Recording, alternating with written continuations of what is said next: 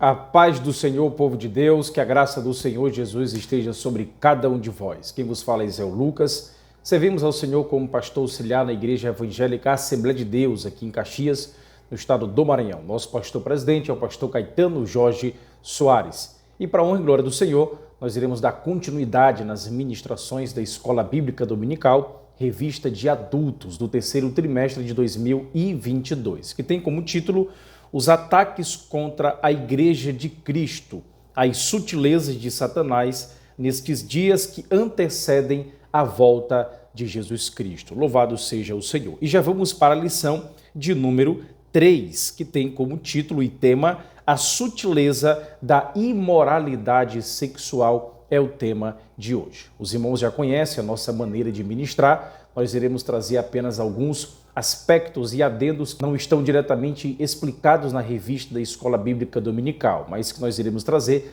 para que o querido irmão traga mais argumentos e conteúdo em sala de aula. Até aqui nós temos aprendido aquilo que foi ensinado na lição de número 1, que de forma sutil e sorrateira o diabo ele desfere ataques à igreja, contra a igreja de Cristo. Então é preciso que cada crente saia ao combate com as armas espirituais dadas por Deus. Nós aprendemos nessa lição que a oração e o estudo, as sagradas escrituras, são essas armas espirituais dadas pelo próprio Deus. Na lição de número 2, nós aprendemos que a graça de Deus não é barata. Ela requer arrependimento sincero, ela requer novo comportamento, ou seja, uma nova vida em Cristo. Nós também aprendemos isso na lição de número 2. Hoje, na lição 3, a verdade prática nos ensina que as Escrituras condenam toda forma de prática sexual fora da esfera do casamento constituído por Deus. Louvado seja o Senhor. E o texto áureo que nós iremos ler neste momento está em 1 Coríntios, capítulo 6, verso de número 18, e diz assim a palavra do Senhor: Fugir da prostituição. Todo pecado que o homem comete é fora do corpo, mas o que se prostitui peca contra o seu próprio corpo. Muito bem. E a verdade prática, nós já trouxemos para os queridos irmãos. É interessante sempre recapitular aquilo que já temos falado. Então, a lição, ela traz aquela lógica, dos ataques, as sutilezas, as artimanhas de Satanás contra a Igreja de Cristo. Aqui nós estamos no terceiro tema, que é no aspecto da imoralidade sexual. Pois bem, eu quero trazer para os queridos irmãos, basicamente, o entendimento do desenvolvimento histórico desse tema que, creio eu, seja muito importante. Alguns teóricos, alguns estudiosos costumam dizer que dentre as revoluções que o mundo já viu, a mais pesada, a mais perigosa, a mais sutil e que ainda hoje surte efeito é a revolução sexual. Pouco se fala a respeito desse aspecto como um momento histórico, mas tem a ver com o desenvolvimento de vários pensadores ao longo da história. Por isso que deve ser estudado e combatido à luz das Sagradas Escrituras. Então, vamos lá primeiramente para um aspecto mais histórico, da revolução sexual que o pastor José Gonçalves ele cita aqui nesta lição. Primeiro, o Ocidente, esse lado aqui do planeta Terra que nós vivemos, o Ocidente, ele é formado a partir de duas grandes revoluções. Deixe claro isso em sala de aula para os queridos alunos. O primeiro deles é a Revolução Francesa, que ocorreu ali mais ou menos nos idos do século XVIII. E esta Revolução Francesa, ela tinha um cunho mais político e desembocou, logicamente, em muitos aspectos dentro da cultura, também como um movimento cultural. Mas ela trouxe os seus pensamentos e paradigmas mais voltados aos parâmetros da política. Essa é uma verdade. A segunda revolução, em que o Ocidente foi bastante formatado, o seu pensamento, sua maneira de enxergar o mundo, é a revolução sexual, que é abordado aqui na lição de número 3, que data mais ou menos do período da década de 60, 1960, especialmente nos Estados Unidos, na Inglaterra, e também o seu desenvolvimento desembocou ali na região francesa, na França.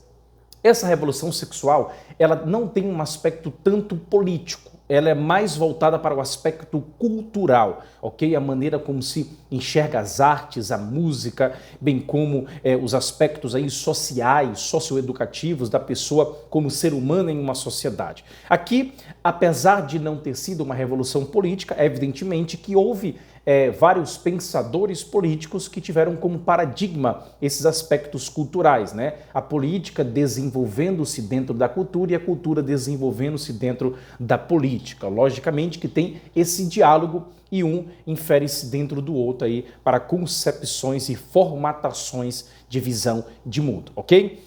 Tem aqui uma definição a respeito da revolução sexual, eu trouxe para vocês.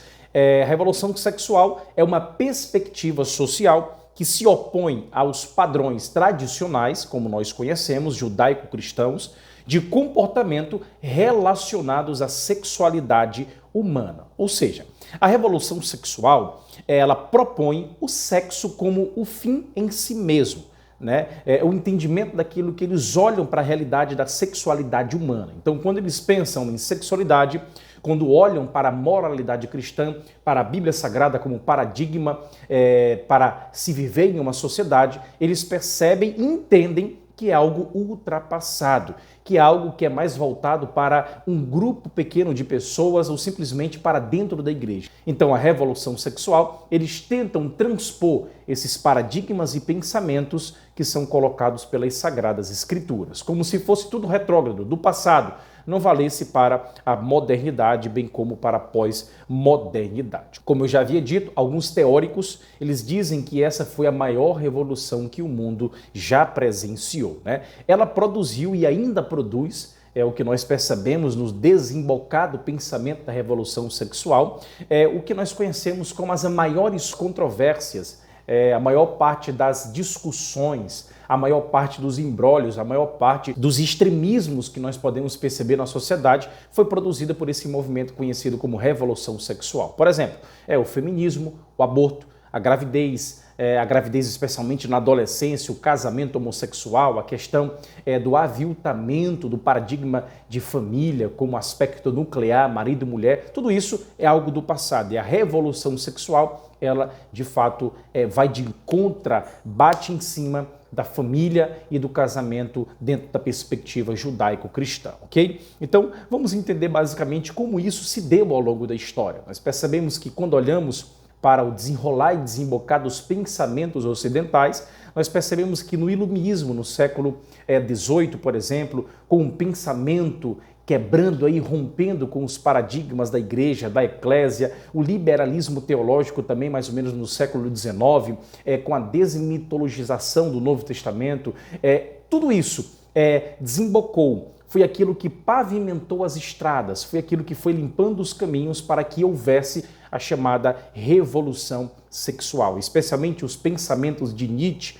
os pensamentos de Freud também, Nietzsche a respeito da sua tese que Deus está morto, Freud também com respeito dos padrões morais da igreja, que eles deveriam romper com isso, que tudo isso era um aspecto medieval. Então tudo isso, juntando, foi o que pavimentou para o que nós conhecemos hoje como revolução sexual. Essa é uma realidade que nós devemos entender e a maior parte das discussões que temos hoje estão envolvidas diretamente dentro desse aspecto. Okay? Então aqui apenas um panorama histórico, talvez o autor não tenha abordado e esticado um pouco esse assunto, porque não é um objeto de estudo, um aspecto histórico da revolução sexual, mas é interessante que o querido professor se aprofunde e com isso leve em sala de aula esses pensamentos e bem como essas concepções de como surgiu, de onde surgiu, quem foram os precursores, para que nós possamos aí de fato cortar o mal pela raiz, entendendo a verdade bíblica como paradigma perfeito para as nossas vidas. Mas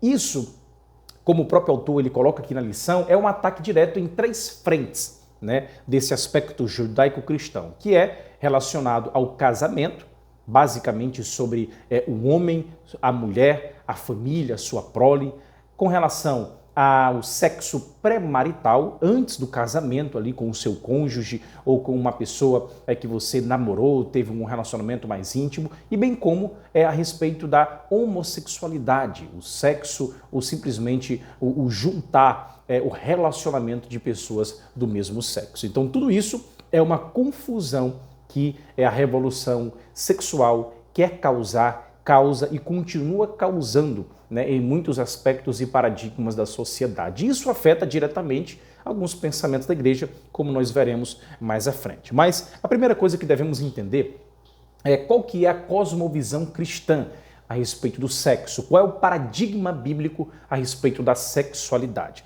Para que possamos entender a resposta dessa pergunta, entendendo a cosmovisão cristã, nós temos que fazer uma pergunta mais abrangente. Qual é o propósito do homem na humanidade? Qual é o propósito da mulher? Qual é o propósito da criação, dos filhos, de dominar tudo aquilo que foi criado? Nós devemos olhar primeiramente para Gênesis capítulo 1, verso 26 e também o verso 27, percebendo o Deus que cria as suas criaturas de acordo com a sua imagem e semelhança. Homem e mulher, o Senhor os criou. Então a primeira coisa que entendemos aqui é homem e mulher sendo criados à imagem do Senhor. Quando olhamos para Hebreus capítulo 13, verso 4, Gênesis capítulo 1, verso 28, parte A, nós também percebemos lá em Malaquias capítulo 2, verso 15, nós entendemos que a atividade sexual é reservada exclusivamente para o casamento. É uma verdade bíblica. Antes de um homem tocar o corpo de uma mulher, ele deve tocar primeiramente a alma dela, ter o compromisso de cuidar dela como esposo, predeterminado aí nas Sagradas Escrituras. Então, a primeira coisa que nós entendemos é que sexo não foi algo criado por Satanás. De fato, o intuito de Satanás é nos levar aos extremos, é desvalorizar totalmente a atividade sexual na vida conjugal e bem como trazendo o extremismo bárbaro de achar que sexo é, por exemplo, algo simples, fácil, diretamente relacionado àquilo que penso e desejo da forma que quero ser e fazer. Ou seja, não interessa se é homem, se é mulher, não interessa a idade, não interessa o momento, não interessa aquilo que tenho, aquilo que sou, aquilo que penso. Se você sentir o desejo, você simplesmente pode ter essa concepção formada para fazer aquilo que bem entende. Mas a Bíblia, ela estabelece regras claras a respeito da sexualidade, especialmente no aspecto conjugal, no aspecto relacionado ao casamento. Então, o sexo, de fato, é uma dádiva de Deus. Nós observamos lá em Cântico dos Cânticos o relacionamento do marido com a sua mulher. Nós percebemos que não é pecaminoso, mas nenhuma concessão do pecado pode haver na vida conjugal e do casamento. Nós devemos olhar para a vida sexual de acordo com aquilo que as Sagradas Escrituras nos ensinam. Então, Deus, ele de fato aborrece certos tipos de práticas sexuais. Nós observamos lá em Levítico 18, verso 22, Levítico 20, verso 13, nós observamos em Levítico capítulo 20, verso 15, nós observamos lá o homem com homem, mulher com mulher, o incesto, o sexo com animais. Você pode conferir esses textos em sala de aula. Então, a única nação, interessante nós percebemos isso, quando olhamos para o Antigo Testamento, nós percebemos isso, que a única nação que tinha um padrão de moralidade sexual elevada era o povo de Israel. Olha como é interessante, as sociedades que circunvizinhavam Israel ali no entorno do Antigo Testamento, todos eles eram vis por natureza. Tinham orgias, tinham prostitutas cultuais, a questão do padrão moral do casamento não existia, porque tudo valia, tudo era permitido, uma libertinagem aviltada aí por tudo aquilo que eles queriam ser. Então, a ética sexual do Antigo Testamento, como nós olhamos lá no livro de Levítico, de Êxodo, em Gênesis, ela é requerida no Novo Testamento. Essa é uma verdade bíblica que devemos entender. Eu quero ler para vocês aqui 1 Coríntios, capítulo 6, verso de número 9. A palavra de Deus nos ensina, sim, essa atividade que foi legislacionada por Deus no Antigo Testamento e repetida também no Antigo Testamento e repetida no Novo Testamento. O verso 9 diz assim: não sabeis que os injustos não hão de herdar o reino de Deus? Não erreis, nem os devassos, nem os idólatras, nem os adúlteros, nem os efeminados, nem os sodomitas, nem os ladrões, nem os avarentos, nem os bêbados, nem os maldizentes, nem os roubadores herdarão o reino de Deus. E é o que alguns têm sido, mas haveis sido lavados, mas haveis sido santificados, mas haveis sido justificados em nome do Senhor Jesus e pelo Espírito do nosso Deus. Olha que maravilha. Então, aquilo que foi proibido expressamente no Antigo Testamento é obviamente repetido aqui no Novo Testamento. Em 1 Coríntios, nós sabemos o contexto dessa igreja conturbada, por muitos aspectos morais, e o apóstolo Paulo envia 4 cartas. Nós temos acesso a 2 delas hoje, 1 Coríntios, 2 Coríntios, que na verdade a primeira é 2 Coríntios, ele já tinha mandado uma carta antes, e 2 Coríntios, na verdade, é a última carta, 4ª aos Coríntios, que está aqui no nosso cânon protestante como 1ª e 2ª aos Coríntios. Mas o que eu quero dizer? Era uma igreja muito problemática, a moralidade sexual, por vezes, era alterada de acordo com a concepção errada deles. Paulo enviou-lhes cartas, os ensinou a respeito do padrão moral de comportamento cristão. Então, essa é uma realidade bíblica que devemos entender, é uma verdade que devemos conceber e perceber como pontual também no nosso momento e na nossa história. Sabe por quê?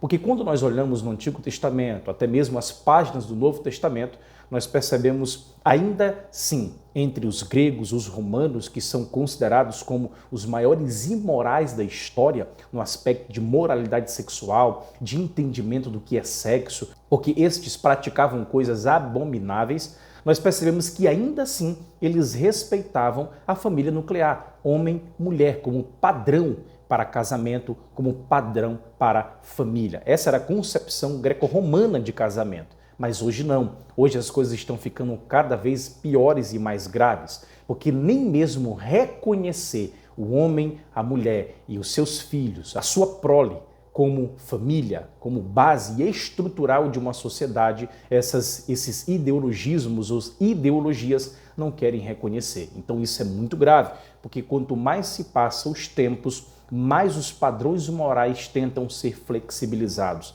pelo secularismo, pelo pluralismo, por coisas aí que o mundo tenta nos atacar com as sutilezas e artimanhas de Satanás. Então é uma verdade bíblica que devemos conceber. E aqui, interessante que muito se fala, até de forma jocosa, a respeito da cura gay. Eu trago para vocês aqui em 1 Coríntios capítulo 6, verso de número 11. Aqui é apresentado de fato a cura gay. Olha o que diz o texto.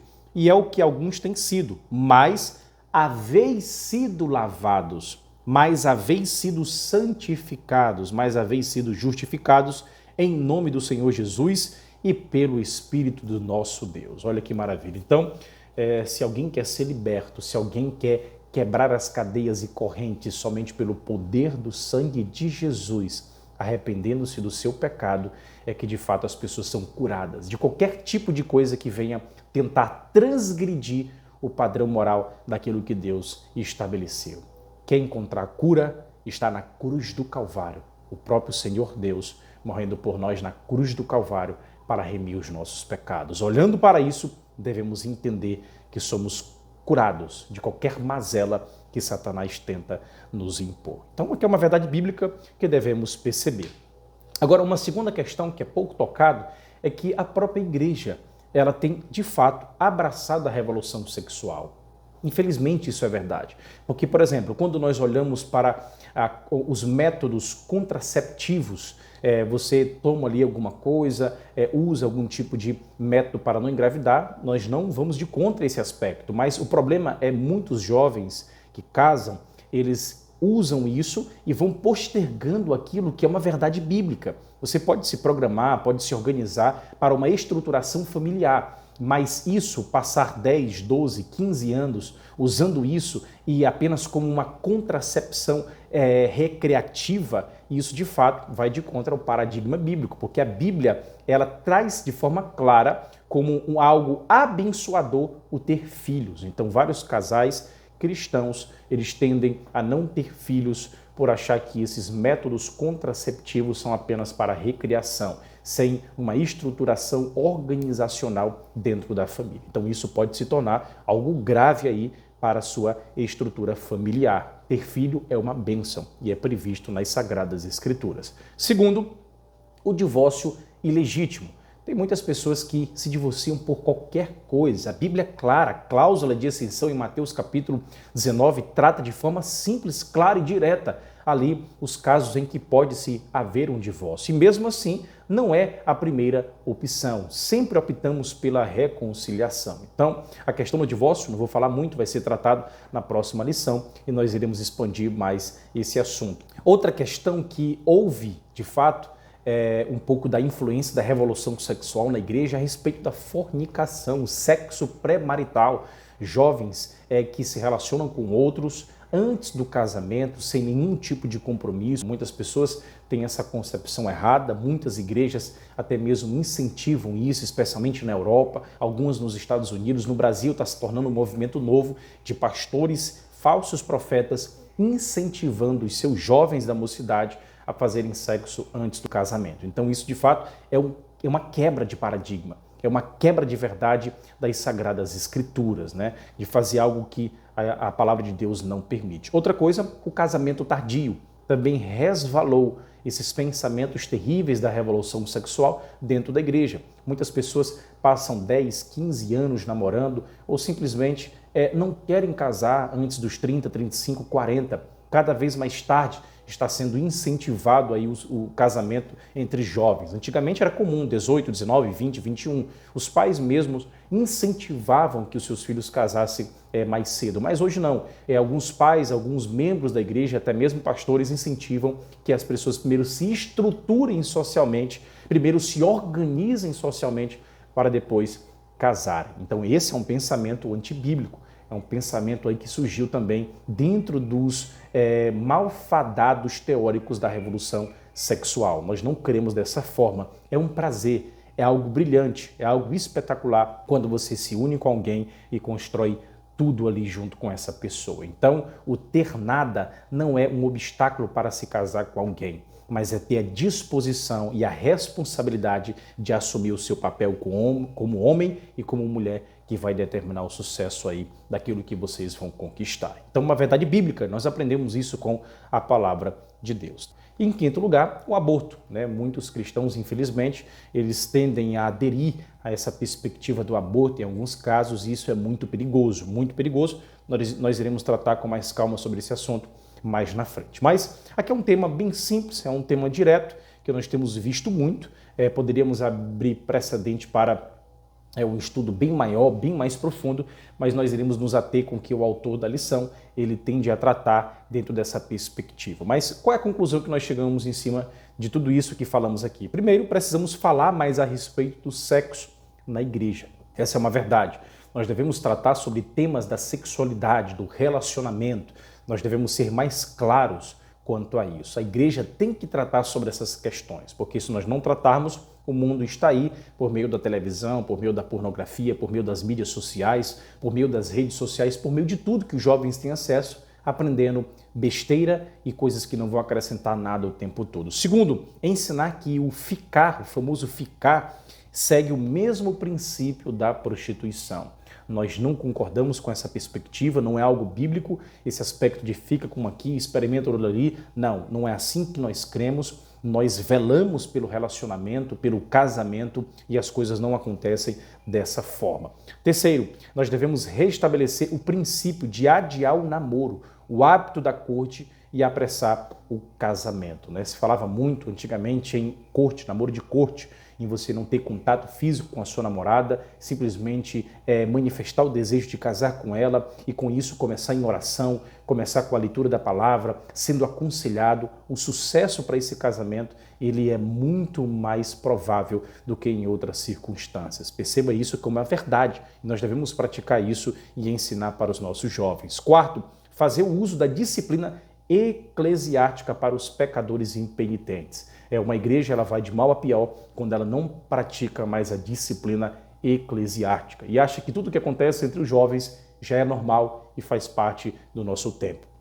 Mas aquele que crê na palavra de Deus como inerrante e infalível, ele entende que esses princípios não ficaram fadados ao passado, mas pelo contrário, quanto mais os tempos e os dias passam, mais percebemos a atualidade das verdades contidas nas Sagradas Escrituras. Então, a disciplina eclesiástica é um fator primordial para o crescimento saudável de uma igreja. Em quinto lugar, a homossexualidade de fato é um pecado terrível e nós devemos entender ele simplesmente como algo que a Bíblia Sagrada no Antigo Testamento condena de forma clara. Observe que quando no Antigo Testamento havia o pecado da fornicação, para que houvesse a expiação desse pecado, o homem simplesmente pagaria o dote para o pai da moça que foi, de uma certa forma, violada, que perdeu a sua virgindade, e com isso ele tomaria essa mulher como esposa, casaria com ela. Mas quando se tratava aqui do pecado da homossexualidade, era simplesmente punido com a morte. Então é algo aí que de fato fere profundamente aquilo que Deus quer e espera de cada um de nós. Em sexto lugar, nós temos que pregar a ética sexual para a nossa cultura. Nós estamos sendo muito influenciados com a cultura terrível no nosso meio, mas devemos ser luz e sal dessa terra e pregar aquilo que cremos, aquilo que devemos viver para aqueles que nos rodeiam. Então, uma verdade bíblica também que devemos praticar, ok? Tudo deve ser despejado no amor e na graça de Deus, na misericórdia de Deus. Mas não devemos usar a misericórdia, a graça dele, para pecar, para dizer que tudo vale e tudo pode porque Deus irá nos perdoar. E isso pode e talvez será mais grave tratado pelo Senhor com justiça e juízo do que você simplesmente se arrepender dos seus pecados e voltar à cruz de Cristo entendendo que ele pode lhe perdoar. Então não ache que fazer qualquer coisa errada, praticar coisas erradas, viver de maneira deliberada, vai cair na conta da misericórdia e você vai ser perdoado. Pelo contrário, você que entende a misericórdia deveria ter temor e tremor e perceber que Deus, ele é misericordioso, mas também é justo. E a justiça dele se manifesta na sua misericórdia, de tratar os bons com a sua bondade e aqueles que querem se tornar maus deliberadamente com a sua justiça. Da mesma forma que existe céu, a realidade do inferno, ela é real. Existem algumas correntes, né, que creem que o inferno será apenas um momento na história de purificação na terra. Não, é um grande engano. A verdade do inferno é que ele não é a ausência total de Deus, mas ele é o despejar total da sua ira contra aqueles que não se arrependeram. Tá bom? Então essa lição aqui é muito interessante, muito maravilhosa. O autor colocou aqui várias palavras, né, que tratam a respeito da extensão do pecado, desse mal, da imoralidade. Ele descreveu aqui no grego, por exemplo, porneia, que é fornicação, que descreve aqui uma ampla variedade de práticas sexuais, pré- ou extramaritais, e tudo o que significa intimidade e carícia fora do casamento é tratado aí como transgressão dos padrões morais de Deus para o seu povo. Mas eu trago para vocês aí também outra palavra grega chamada alcegeia, né, que é lascívia, que denota a ausência de princípios morais, principalmente o relaxamento pelo domínio próprio, que leva à conduta virtuosa, né? Isso aqui inclui, logicamente, a inclinação à tolerância quanto às paixões pecaminosas e bem como ao seu estímulo. Isso também é conhecido como lascívia, né? Outra palavra que nós observamos no texto grego que trata da extensão desse mal é pleonectel, né? Está lá em 1 Tessalonicenses capítulo 4, verso 6, que significa privá-la da pureza moral que Deus pretendeu para essa pessoa para a satisfação de desejos egoístas, ou seja, despertar noutra pessoa estímulos sexuais que não possam ser correta e legitimamente satisfeitos, ou seja, significa explorar ou aproveitar-se dela, né? Ou seja, enganar, isto é, aproveitar-se de uma pessoa ou explorá-la, ok? Então esse é o significado dessa palavra em grego. E por último, é a famosa palavra epitomia, né? Que é a lascívia ou cobiça carnal, é um desejo carnal imoral que a pessoa daria vazão se tivesse oportunidade. Então existe na Bíblia Sagrada vários temas e textos aí que tratam desse aspecto da imoralidade sexual, que tem destruído muitas famílias, muitas vidas e muitos jovens que se deixam levar pelo engano artimanhoso, pelo engano e pelas sutilezas de Satanás. Então, oremos, nos fortaleçamos na presença de Deus, porque o Espírito que habita em nós é aquele que irá nos fortalecer para permanecermos na presença de Deus, tá bom? Até a próxima lição, Deus te abençoe e vamos juntos continuar aprendendo mais da palavra de Deus.